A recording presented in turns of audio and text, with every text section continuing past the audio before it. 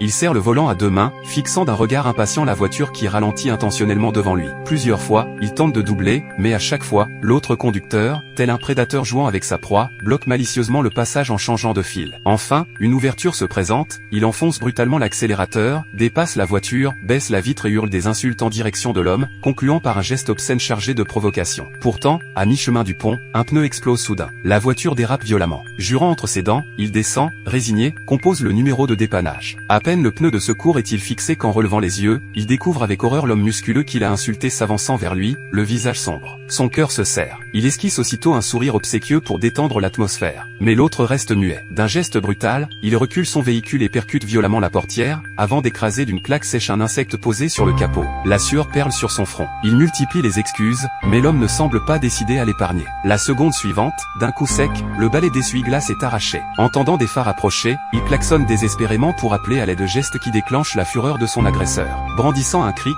l'homme s'abat sur la vitre. Les fissures se propagent comme une toile d'araignée. Tremblant, il compose fébrilement le 112, la voix tremblante. L'homme, voyant qu'il ne peut briser le verre, grimpe carrément sur le capot et, sous les yeux médusés des badauds, baisse sa braguette pour uriner violemment sur le pare-brise. La puanteur envahit l'habitacle. Il détourne la tête, submergé par l'humiliation. Ricanant, l'homme s'éloigne enfin. Mais sa colère brûle de plus belle. Il démarre en trombe, éperonné par la rage, et fonce droit sur l'autre véhicule. Le choc fait tituber l'homme musclé. Enfin, une ombre de crainte traverse son regard. Mais il est trop tard, pris dans sa folie, il pousse sans relâche le véhicule adverse vers le bord du pont. Haletant, il relâche enfin la pression. Quand soudain, horrifié, il voit l'homme briser la vitre et s'extirper péniblement de l'habitacle. Ce film intitulé Relato Salvage, n'hésitez pas à partager vos réflexions en commentaire.